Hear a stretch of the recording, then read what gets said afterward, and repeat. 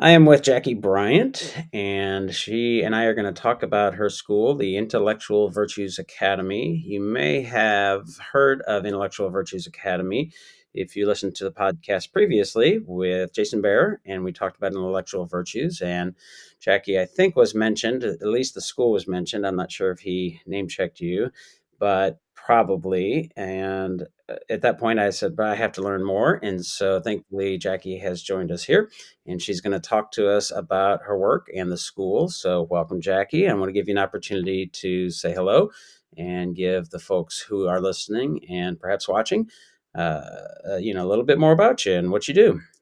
Yeah, thank you. It's so nice that you would have me on here, and I love that Jason Bear, that you got to talk with him. He speaks so well, and he is the co-founder of our school.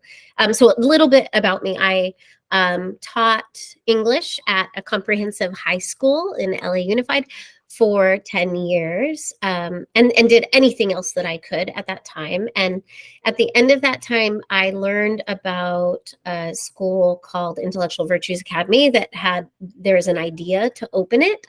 And I got to be with a group of 15 other K-12, actually it was secondary, so 6 through 12 educators that were just thinking in a summer seminar over 2 years, what if I was to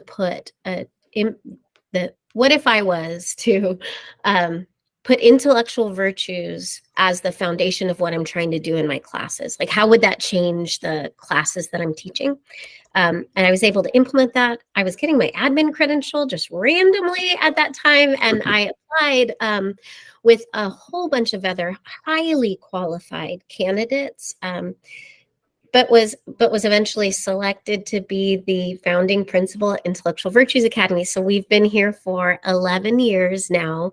And what I think is just like an educator's dream is I've been able to, with this team, systematically implement education with the aim of meaningful growth in students' intellectual character.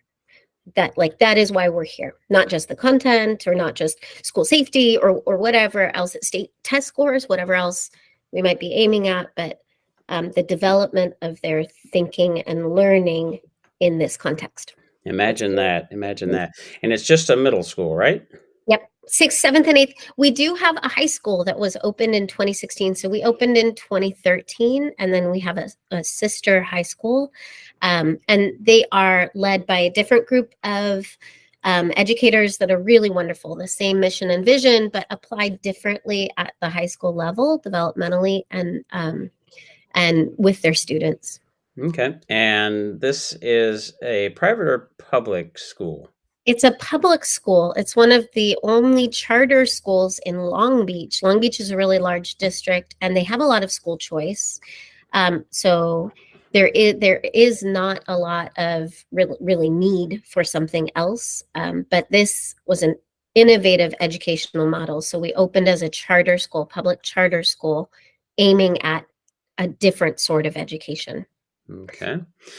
Well, I want to get into the mission and vision and how you do it and some of the tensions that I'm sure you experience and all of the questions.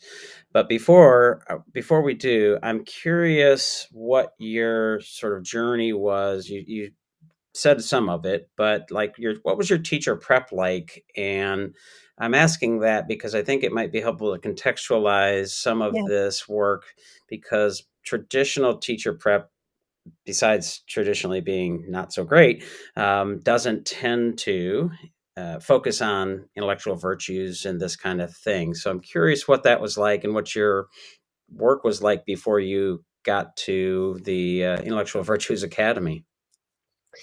Yeah, well, and so when I was teaching English, and I had sort of a traditional credentialing program prep, but when I was teaching English, what I would naively, or I guess eagerly, say to people is, I don't teach English. I teach critical thinking. Hmm. And if anyone asked me, what do you really mean by that? How does that play out in your class? How can that be a priority of your classroom? I really would be able to say a few things and then not much more. I wasn't trained in understanding what that meant. Hmm. I do feel like as a teacher prep, I was taught to deliver content well, but I don't think that I was taught to have students think well with the content that I had. So that Hmm. that feels like, well, that's what teachers are doing. That's what we're aiming at anyway. But switching that in my mind, not just that students were supposed to just get this content, but that this content is there so that they can develop good habits of thinking. It was something I think that I wanted to aim at by saying I'm after critical thinking, but didn't know how to, didn't have the language to aim at. Um, and so when I first was introduced to the language of intellectual virtues, so curiosity and intellectual humility, open-mindedness, these were the things that I think I was trying to aim at in my classes with the assignments that I would create.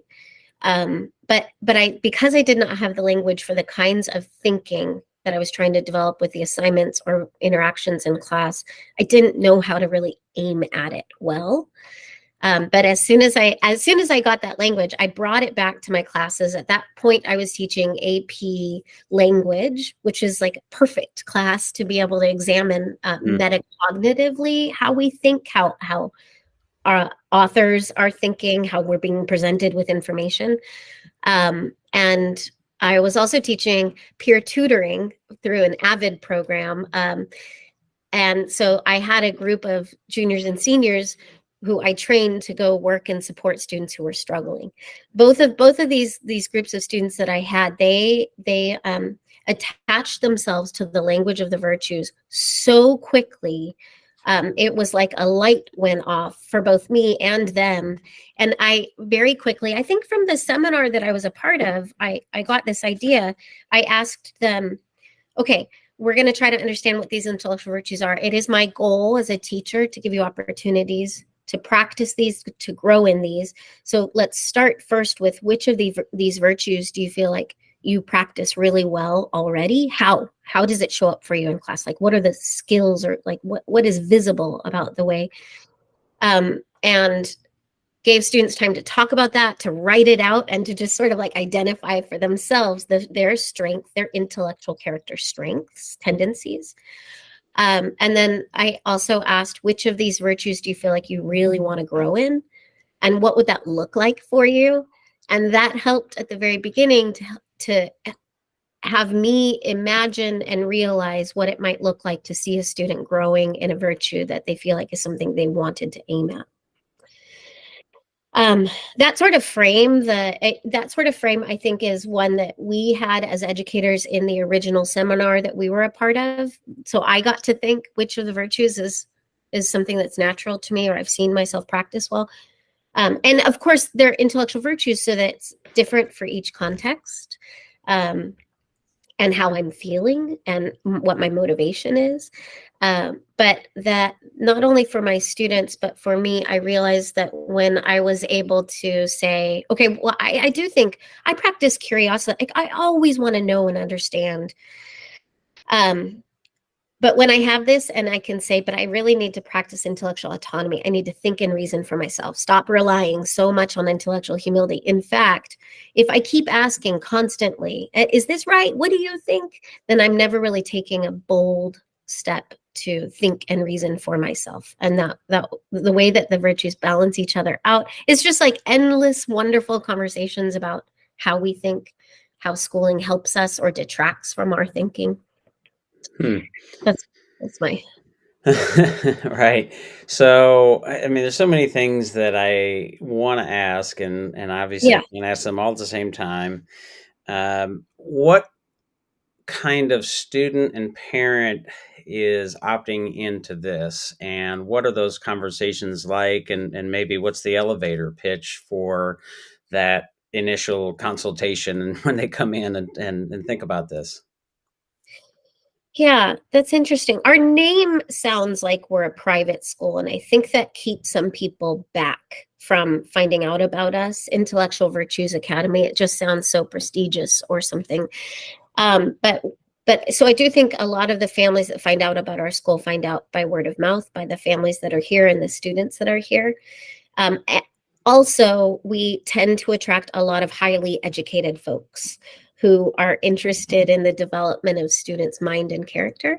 So Hmm. we already have like built into us a lot of educators are attracted to our school for their Hmm. kids. Um, but then the sort of students, well, and okay, so that first conversation that we have with students, we give tours every week. And the elevator pitch is something along the lines of like school can be here, and sometimes especially middle school, you're told we'll just hold these students in a safe place until they can become real human beings in high school or beyond.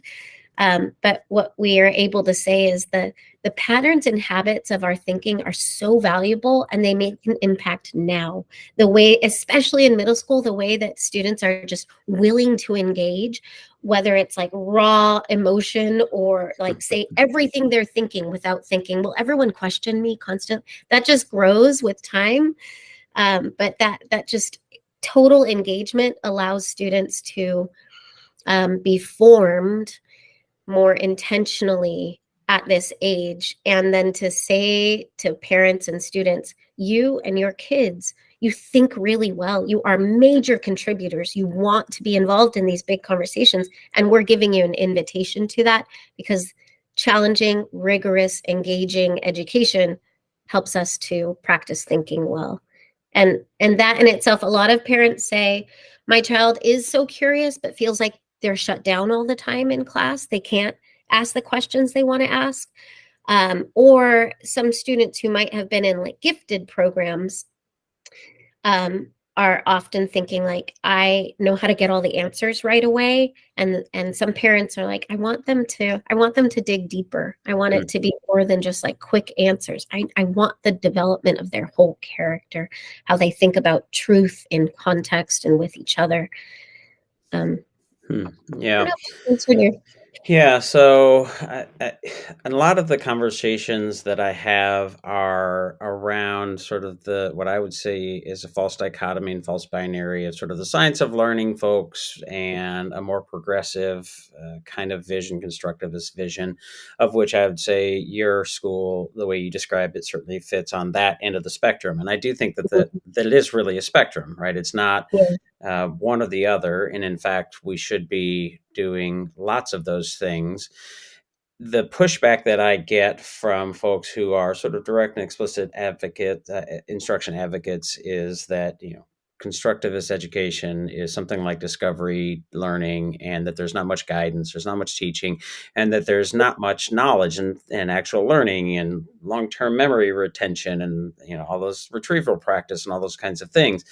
And so, in a purely academic sense, I suppose it could be described as what you're doing isn't academic, although I wouldn't agree with it.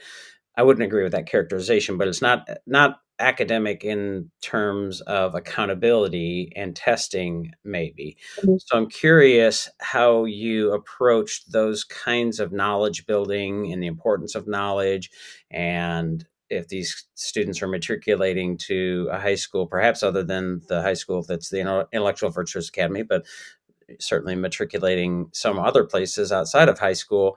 How do you view that preparation? Not just thinking skills, but do they actually know anything? Can they actually pass some of these tests and things like that? Yeah, that does seem like a bit of a dichotomy. And it is like, as you said, that is one of the tensions. I do remember back to a conversation in the first year. A parent was like, I think I'm bought into this, but are you just going to sit around and talk about virtues all the Right, time? Like, right. are you going to have education? And so the the reality is that we can't practice being really curious unless we have very complex and good content that we're addressing. We can't practice being open-minded unless in a social science class we can see that not only is there this opinion and this opinion, but wait a minute, we're missing entire voices from this situation.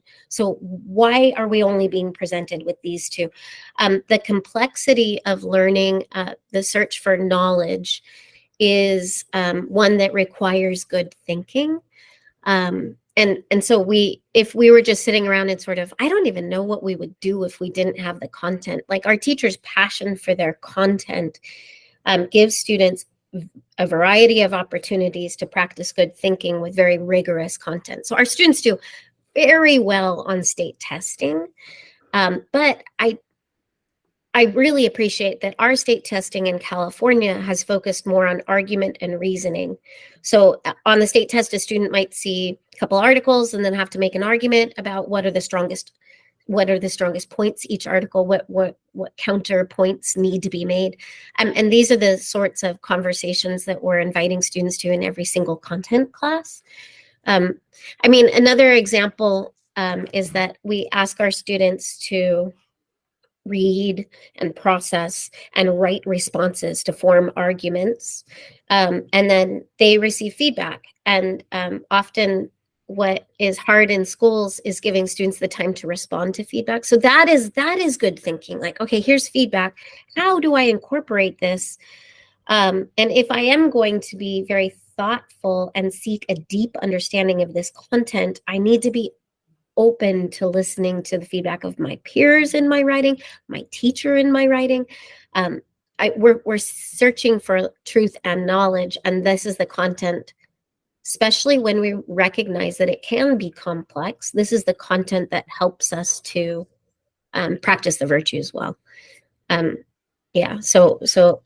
So then, again, kind of picking at this a little bit more, if you'll indulge me. So if I were to come visit, for example, would I see, not just sort of sitting around and actually talking about intellectual virtues and having these rich discussions, which I think is really valuable in the metacognitive process and the virtues and practicing and all of that.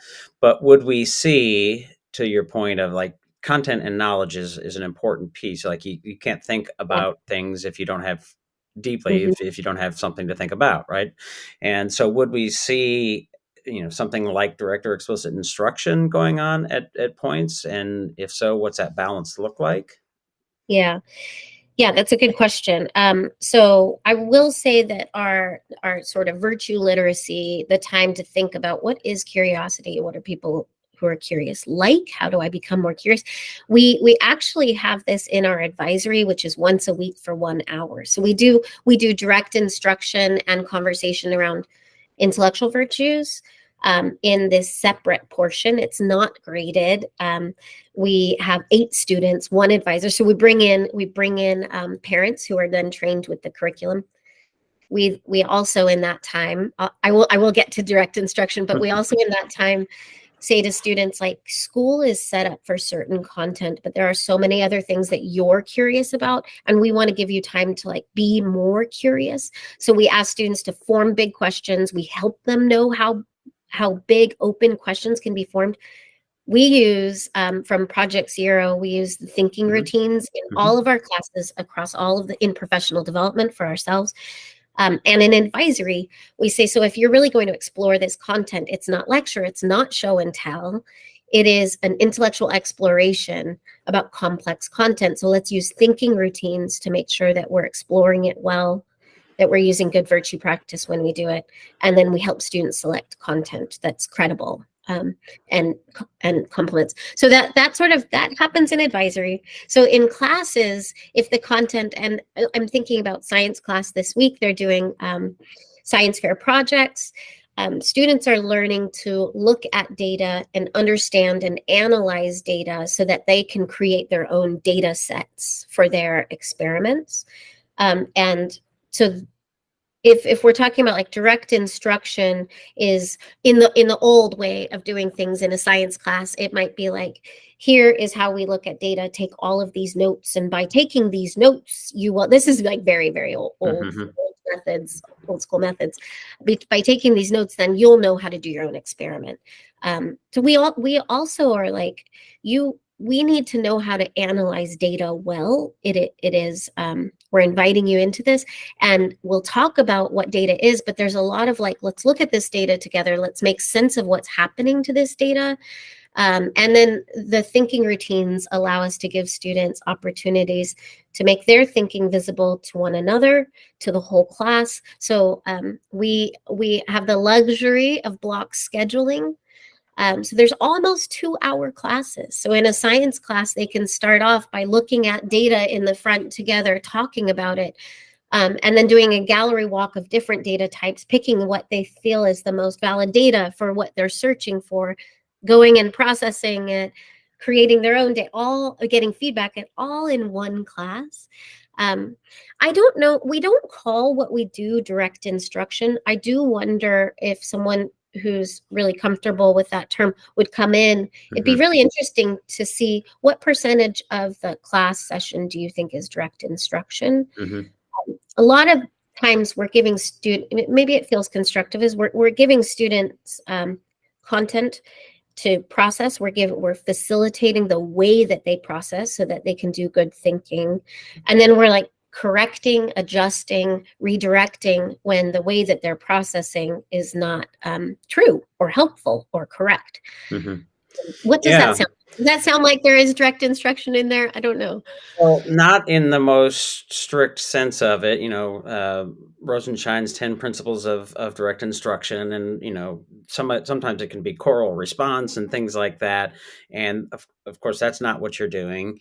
And that's not something that I would necessarily advocate for, but it is something. So when I talk about the sort of spectrum of learning, and if you want to use Hattie's language of surface, deep, and transfer, so the idea of giving explicit instruction on certain Mhm. things to help with that surface knowledge and surface learning is important. But then also you want to do inquiry exercises and collaborative activities to get to the deep and transfer pieces. But it's not a linear thing. It's not like, okay, I'm going to Yeah, teach all this stuff and then I'm going to have them do the deep and then I'm going to have to do the transfer. So you're yeah. using a mix of methods, and there's what I would say in inquiry teaching, we talk about intentional inquiry and intuitive inquiry. So the intentional piece is doing the thinking routines, right? I'm going to do a Mhm. making meaning routine, and that will help me make some of this thinking visible so I can correct it, so I can Mhm. build on it or reinforce it, so on and so forth. And and and so we would have that, and then the intuitive piece where the teacher has sort of the artistry of teaching and craftsmanship of okay, I can push in a little bit here, or I can give a little bit more phenomena or stimulus or interesting information, or pull back Yeah. and know when to support and scaffold, and know when to, because you're doing this sort of formative assessment all the time, and then providing quote unquote some direct or explicit instruction as needed, just in Yeah. time, and that kind of thing. I'm curious, would you characterize what you all do as inquiry teaching and learning? And if not, what would you call it, if you call it anything other than, intellectual virtues? Yeah, I do think, yeah, yeah. And I really appreciate the question because I think what we're doing makes such an impact for students, also for teachers, feeling like their Mm, profession is valid and good and complex. Um, but I struggled to be able to explain it in terms that I do think I do think that what we're doing is aiming for inquiry.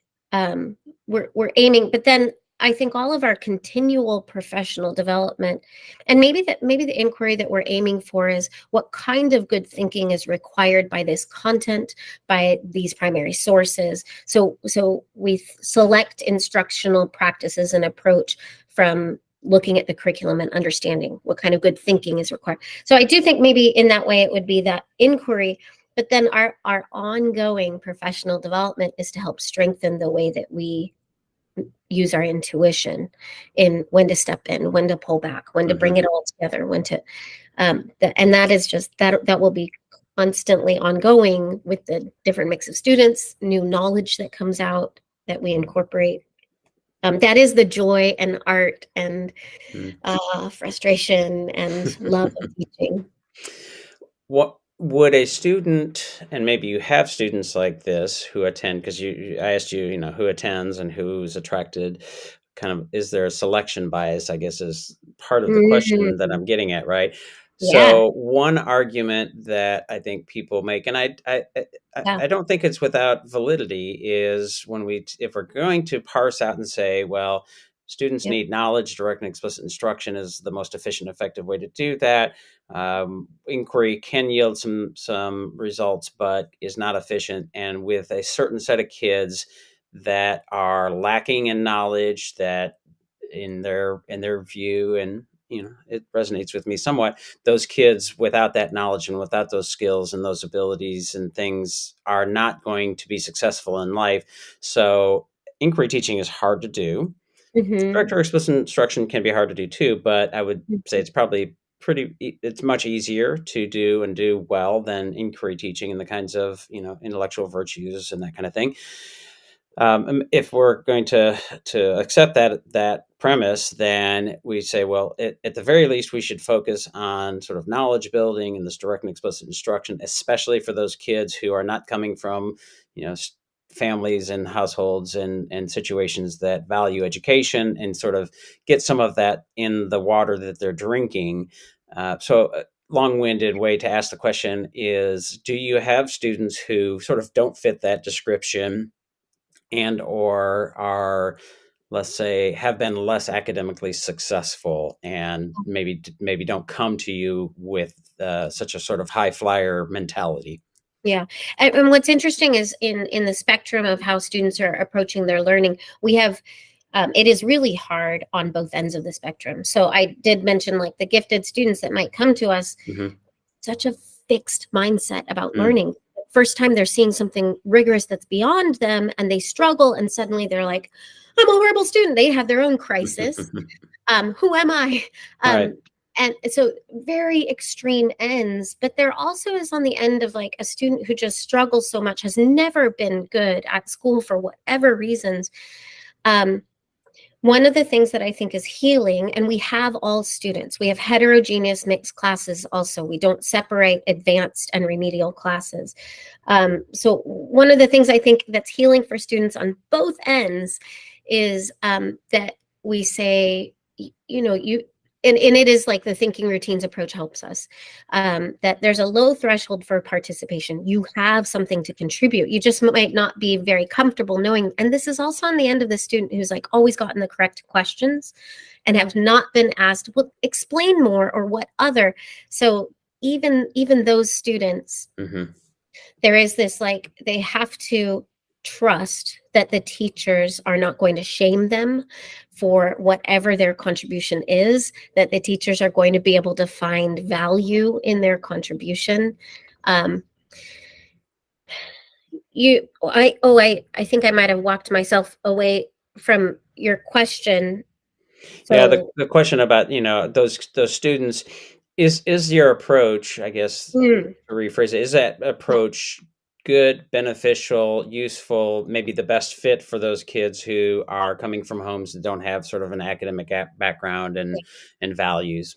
yeah, what I think, what I think, I don't want to like put my foot down on this for sure, but what I think is most useful is a heterogeneous mix of students in the class where they've experienced very different things. That we talk about having the highest challenge we can imagine with the students that we have. And sometimes there'll be a group of students where we go way higher than we expected, where there's, wow, this is like not going to be, this is going to challenge our pacing guide or whatever it is, but this is really great and exciting to pursue. We will pursue it.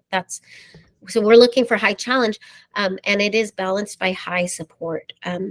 Our our instructional practices, extended time on assignments. You can redo an assignment over and over until you don't want to do it forever. You'll stress yourself out. But even in our bell scheduled day, we created office hours after the first block. Any student can have extended time on just talk to teachers, work through things.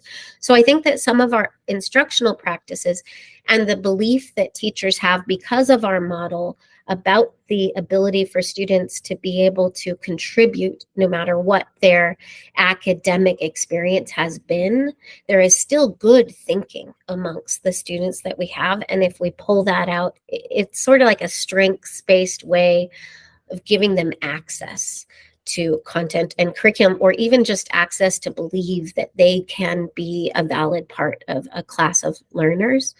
So high challenge, but then high support for students through instructional practices, but also just through the way that we structure our day. That So it sounds really lovely, yeah, and very I'm ideal. right. I'm imagining, you've got rainbows and unicorns floating through the hallways and all of those Yes, things. yes, But all love.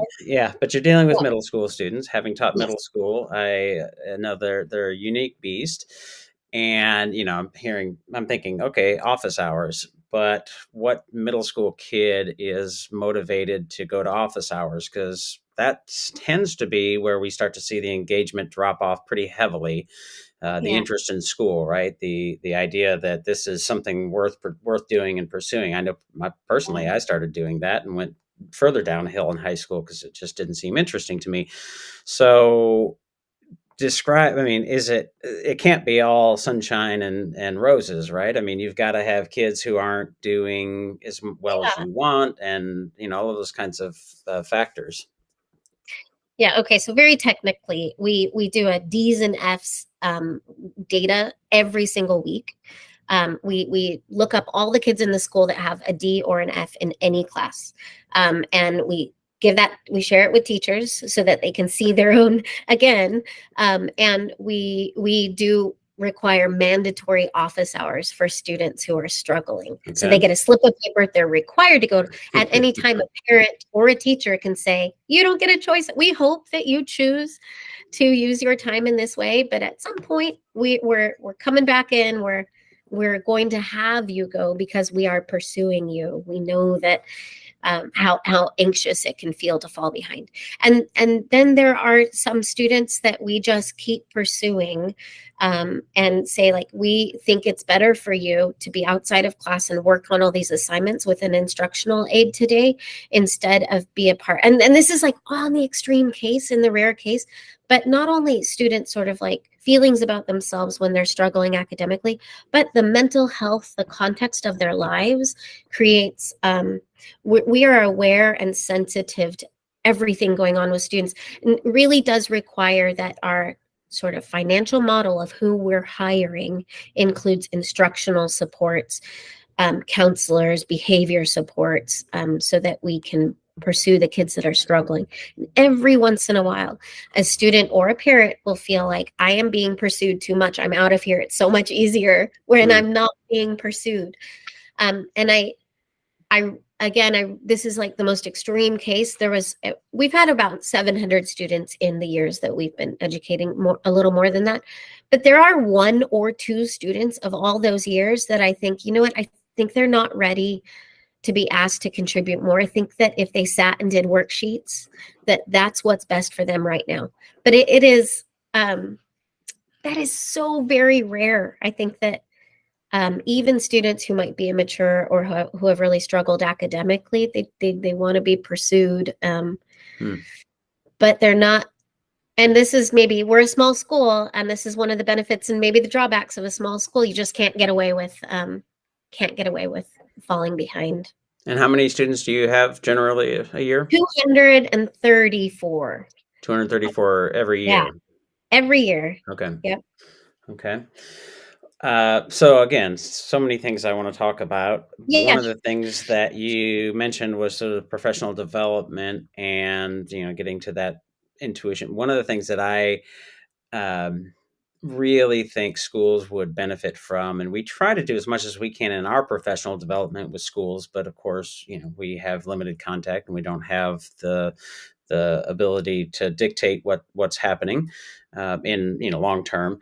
But the idea of intellectual nourishment for teachers and as Mm, professionals, and one of the things that seems to me that would be wonderful and maybe too idealistic because of the logistics and the time, but to be able to give teachers an opportunity, and not just teachers, all of the educators in the building, mhm, in the ecosystem, to engage in what I would say is sort of rich inquiry and discussions, and sort of engage in those intellectual virtues and do that thinking, maybe even about things that are not specifically educational, because professional development tends to be about, oh, okay, we're going to focus on this pedagogy or that pedagogy or whatever it might be, but that that practice of having conversations and diving and playing with ideas seems to me one to be a would be a great way to value professionals as professionals, and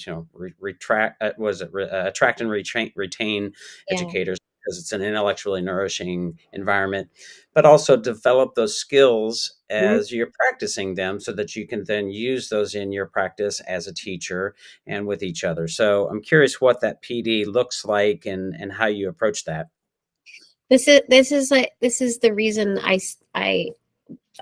am this is the reason I am so grateful to be in this position, because I think that we have this foundation of intellectual virtues. We're pursuing it. We say we care about the character development of our students. We'll do everything to give them opportunities, highly structured opportunities to grow in the, but if we don't do that with ourselves, with the adults first, then we don't even have a model for or a passion for. It Mm. would feel more technical or forced. And I, even for the parents that are attracted to our school, we give what we can in the development of their own character, because we want this as human beings. The cultivation of our teachers' intellectual character is one of the things that I think our professional development does so well. I'm so biased because I'm the one leading this, but I think it is one of the greatest strengths of our model. It does attract and retain. It helps our teachers. We do pursue inquiry that's not just about pedagogy. Constantly. Sometimes it's sort of like problem solving of what's happening at the school, like a lot about the development of middle schoolers. And we do the same thing we ask them to do in advisory. We try to form a big question. I spend a lot of time making sure that the question I'm asking is the right question, because who am I to know what the right question is? So even like, what are all of our questions about this question? Where should we focus? Then we find really good content, and we use thinking routines amongst each other so that we can practice our good thinking. I want to give an example. Sometimes we do teacher advisory and professional development. Again, we're a charter school, we're separate from a large district, so we can manipulate the logistics and time that's needed for this. But one of the, I'll give two examples. One of the teacher advisories was about spatial thinking and how it's been so gendered in our culture. And so we read an article about how spatial thinking, just like Rubik's cubes and Legos, are given to boys more than girls. And what that does, is it true? And then we talked about it a lot. Then the teacher had us practice doing Rubik's cube together, and then we thought about like what was our threshold. Anyway, this was our professional development time. Not only did it make us think about, just it was like best practice where we're seeing thinking routines used amongst ourselves, we're challenging ourselves with our own thinking, we're considering the cultural impact of gender norming on our students and what we're expecting from them. But we also like played and tried to figure out how much tenacity we had to practice Rubik's Cube. So that was one example. Another teacher was wondering, like, how much of my own political views should I be saying to students? And this was the big question. Brought an article, had a discussion, and those sorts of things, they help refine our thinking, and they get us passionate back for our content again, and the content of each other's classes. I think like our admiration for the passion teachers have of their individual subjects, one for another, is a strength that comes out of these opportunities too.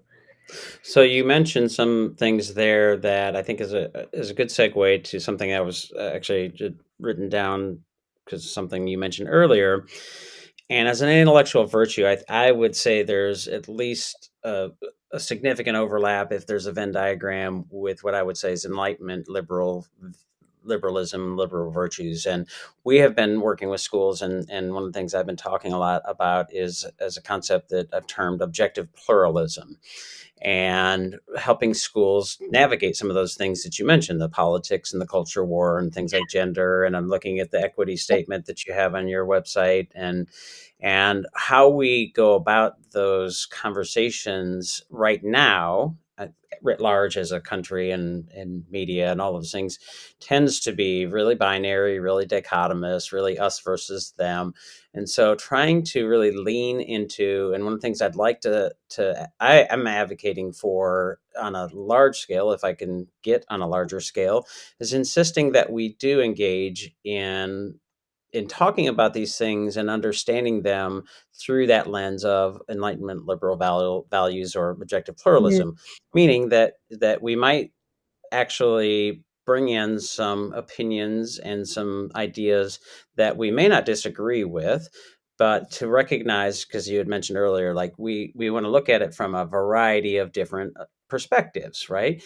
And that I think is really valuable. That's the pluralism part. But then the objective part is that if we're leaning into liberal principles, that what we would call the constitution of knowledge that Jonathan Rauch has written really well about, the idea that we have a set of what we believe to be true that we've developed by consensus, and whether it's around gender norms or race and racism or whatever it might be, that while there might be different perspectives, ideas, and all of those are largely should be, have a seat at the table, and added that we do want to make sure that none of those views or ideas dominate and say we are the only seat at the table, Yep. and none of these others can be voiced because they're violence or they are racist or transphobic or whatever. And I think we run into that really, really quickly. And so helping educators and people in the education ecosystem understand, and I would say teach objective pluralism and really bring out all of those, but then say, Mhm. but here's what we most people agree is true, subject to revision, because that's how we do this. So there's no question there. I'm just kind of curious if Yeah. you have any reactions to that. Yeah. And uh, I mean, I have been asked, as many have been asked probably, does your school teach critical race theory?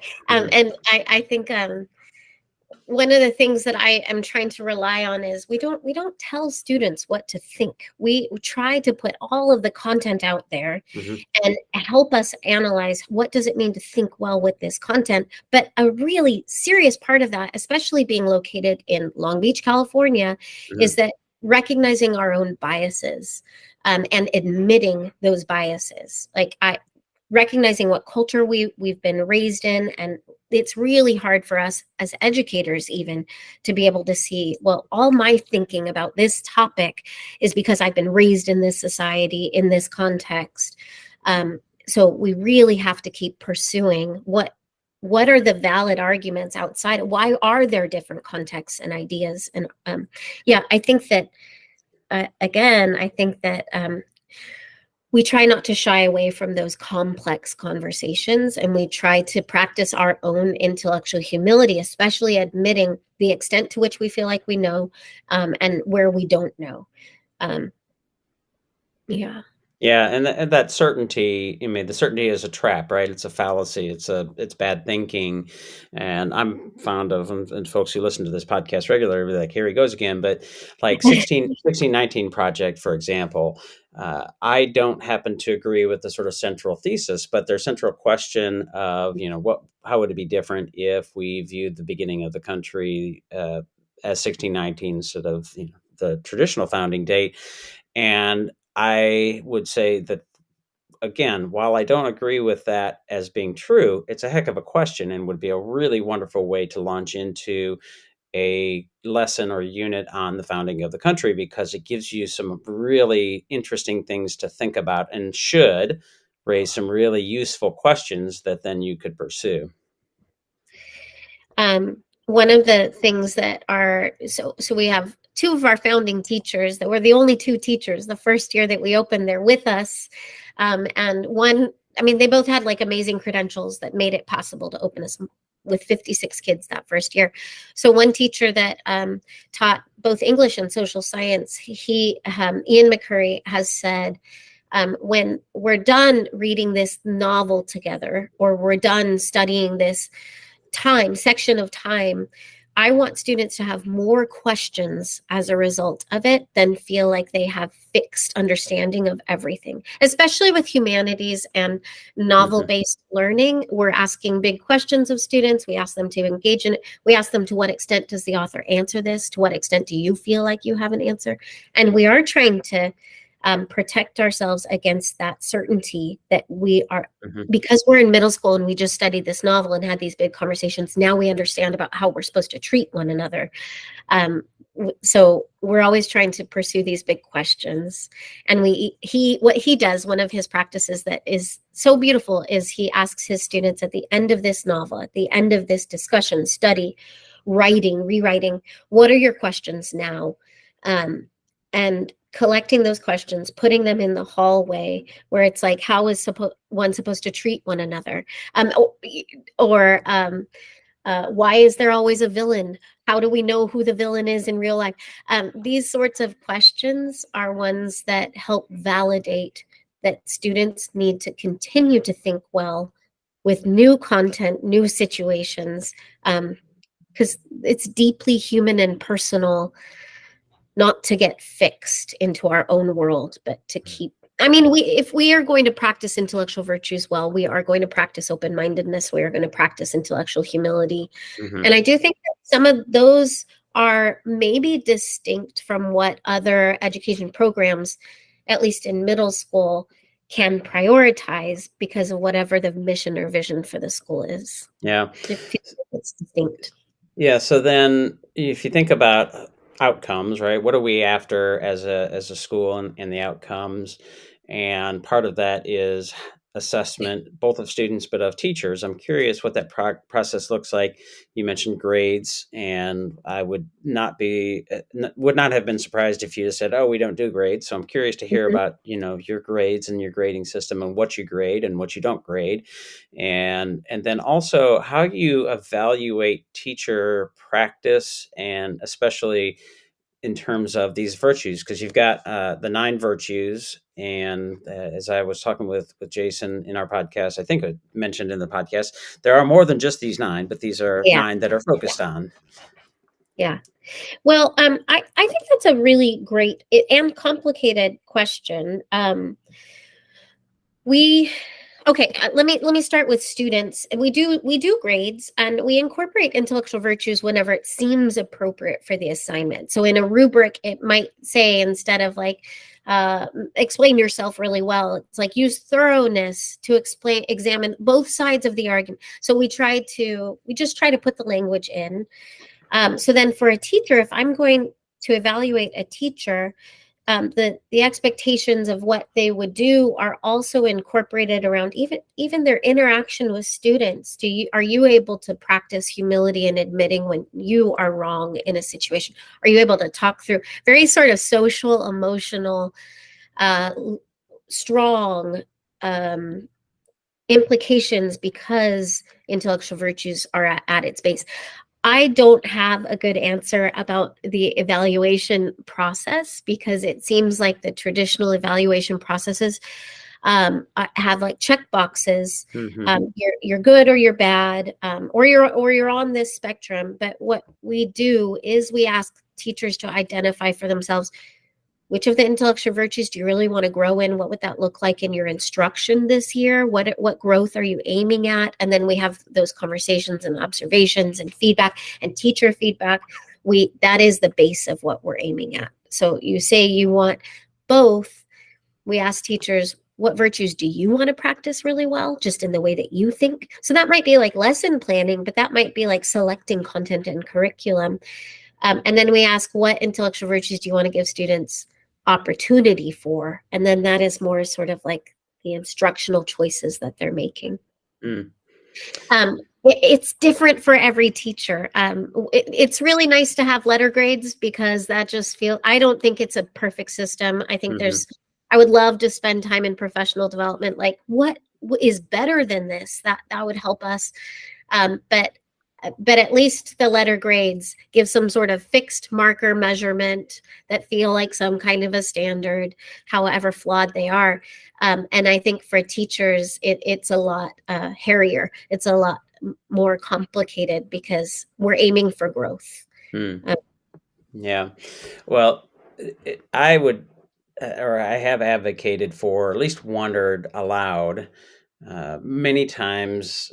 To your point, the teacher evaluation and that process tends to be checking boxes, and it can be really really silly and contrived. And I have certainly experienced that when I was teaching.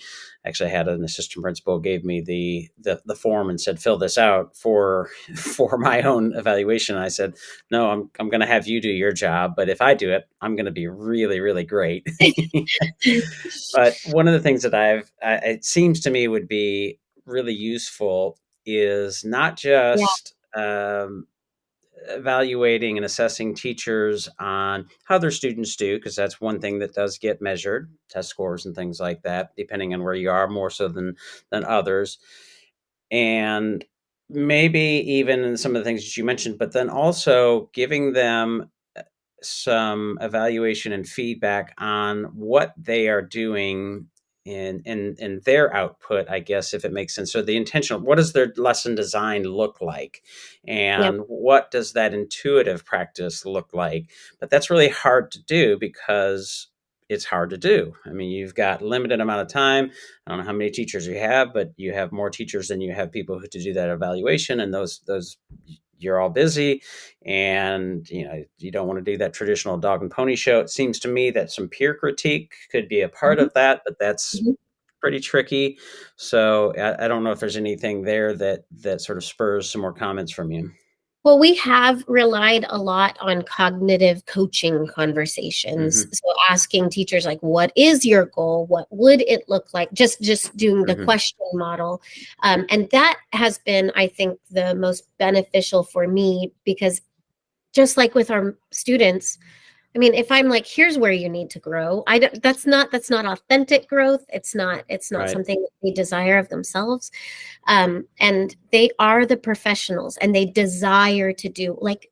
I think that we're starting with a base expectation for both students, myself, teachers. We want to do well by our student. We want to make a good contribution to education.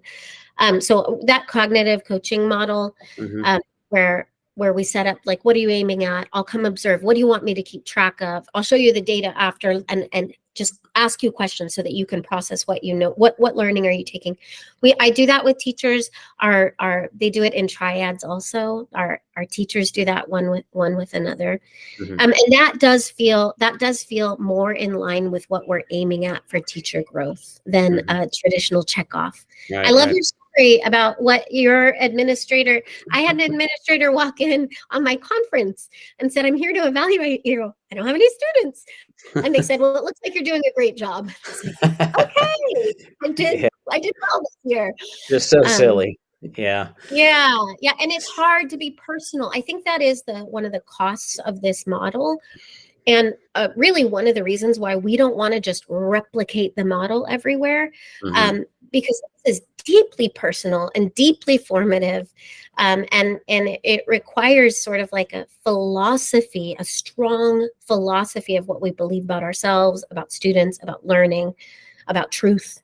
Hmm. That Hmm. I don't know how to put that into a binder and send it out into the world. Right. Well, it's qualitative, not quantitative, or at least more qualitative than quantitative. And therein lies some of the difficulty because, I don't know if you mentioned rubrics. I'm a big fan of Yeah. single point rubrics and qualitative Mhm. language that are leverage points, and and anything quantitative might be evidence of you meeting that effectiveness or not.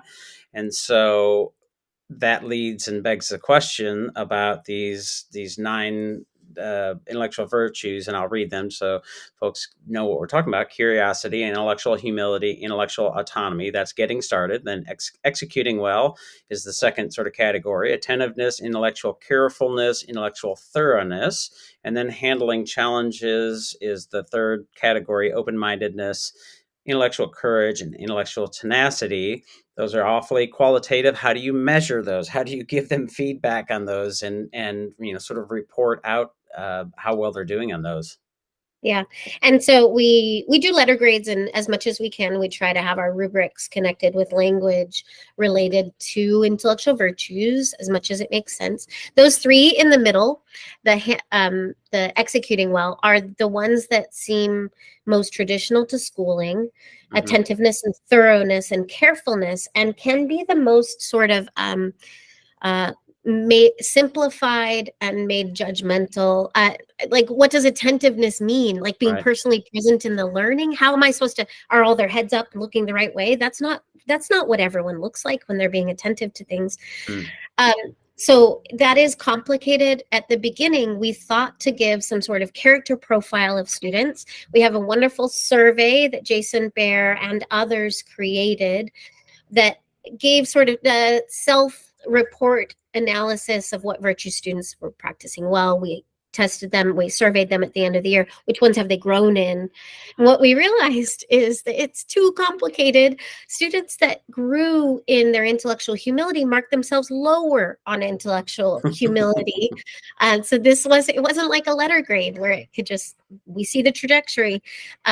So what we do is we ask teachers to take time to write out narrative comments on the report card. Here's the Hmm. virtue. I've seen you practice and how it's contributed to our learning and our deep understanding. Here's the virtue you can continue to practice or practice in this way because it will help that you engage deeper. And so our students have 6 different classes, and PE included. They receive this from all of their teachers.